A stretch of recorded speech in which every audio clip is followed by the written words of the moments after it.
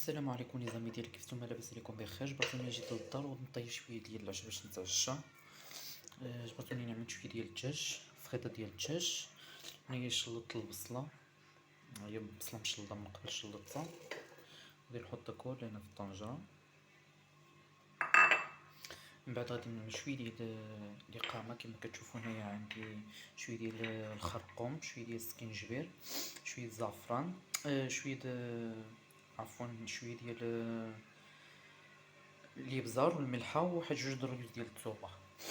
غادي نوضعهم دابا هنايا كيف ما كتشوفوني. هي غادي نحط التوابل كل هنايا في هاد البلاصه هادي في الطنجره. غادي نحط عليها شويه ديال الزيت، نص كاس العنبه ديال الزيت. غادي نوضع شويه ديال القزبر المعدنوس، ها هي عندي كانت في الكونجيلاتور كيف ما كتشوفوا. وغادي نحط عليها شويه ديال الماء، غادي نمرقها. وهنا كيف ما كتشوفوا كما حطيتها هنايا على البوطه على نار مهيله، غادي نكب عليها شويه ديال الماء طايب. الدجاج كان عندي في الكونجيلاتور شويه من باقي جامد شويه، غادي نمرقها شويه ونخليها شويه تقلى. ومن بعد ديك الساعه غادي نوريكم النتيجه النهائيه ملي غادي توجد.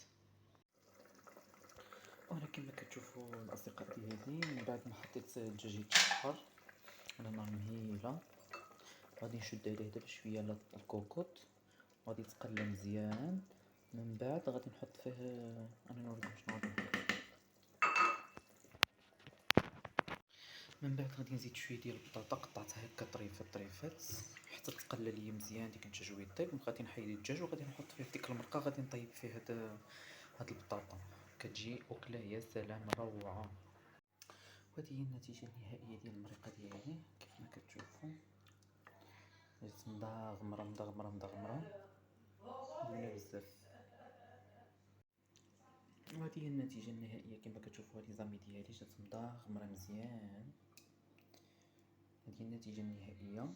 دابا جبرتوني غادي نتعشى ونمشي نرتاح. شكرا لكم بزاف على المتابعه، شكرا بزاف بزاف بزاف.